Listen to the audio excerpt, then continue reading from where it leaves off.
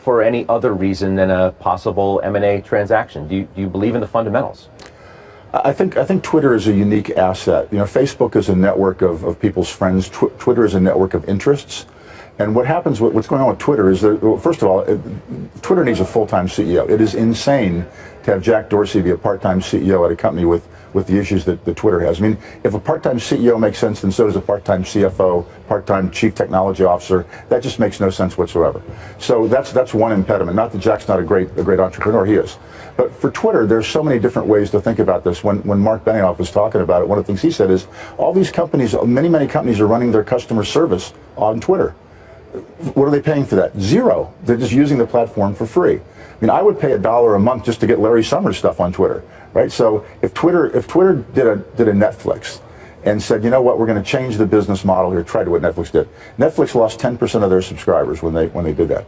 If Twitter charged $1 a month to everybody who's signed up and on Twitter, if they lost a third of their subscribers, they wouldn't. That would still be, what, $200 million a month of free cash flow. You would lose the worst subs, arguably. You would lose the people that you most want to lose. Yeah, you lose the people that are attacking other people and using it for spam and stuff. Do you think a deal for the company is still likely? There was a rumor, I guess, on Friday about Softbank. That made some sense. I would think that, again, we own Twitter because of the optionality of Twitter, and it keeps bouncing off 15, 16, so it's pretty well floored out at that level. If they show the live thing is good, it's too narrow in my opinion. They shouldn't be putting everything on live. But you know what happens is if you're tweeting on the presidential debates or on a football game, roughly every 10 tweets equals one new ad. So they can do the math on that, and I think that's promising. But just any type of monthly active user growth, and the stock could be up 50%. You think that Dorsey needs to make a decision on which company he wants to run? I think the board needs to get a full-time CEO. Yeah. Are you throwing your hat in the ring? No.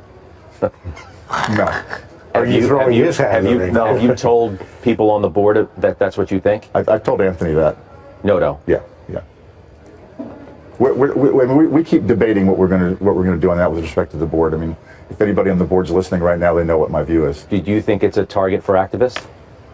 I do. I think an activist, somebody like Carl Icahn, I think could make a difference there with respect to being on the board, a new CEO, that kind of thing.